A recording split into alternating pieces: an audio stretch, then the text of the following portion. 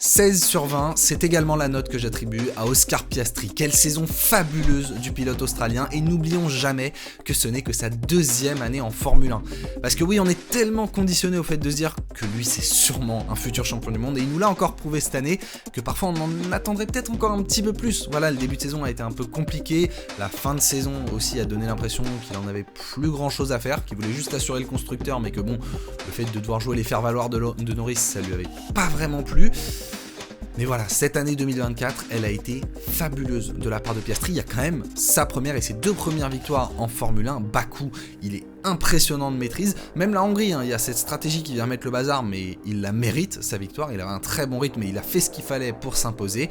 Et puis au global, sur l'année, il est d'une froideur. Mais c'est impressionnant, ce mec ne subit pas la pression. Honnêtement, c'est pour ça aussi qu'on dit que c'est clairement un champion du monde en puissance et que Norris a clairement de quoi s'inquiéter. Autre statistique impressionnante, il a bouclé tous les tours de cette saison 2024 de Formule 1. Il n'y en avait que 3 qu'il avait fait avant lui, Schumacher, Hamilton et Verstappen. Ça classe un homme. On peut aussi, par la même occasion, saluer la fiabilité de la McLaren, parce que pour faire ça, il faut une voiture extrêmement fiable. Et McLaren, au global, n'a pas d'abandon comptabilisé sur cette saison, puisque le seul qu'il pourrait y avoir, c'est Norris en Autriche, et il est classé à 7 tours du leader.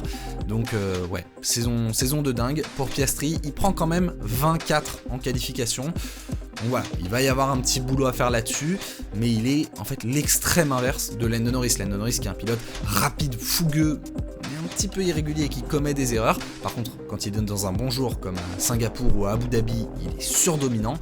À l'inverse, Piastri, il est d'une froideur, et je pense qu'à l'avenir, il sera d'une régularité assez impressionnante.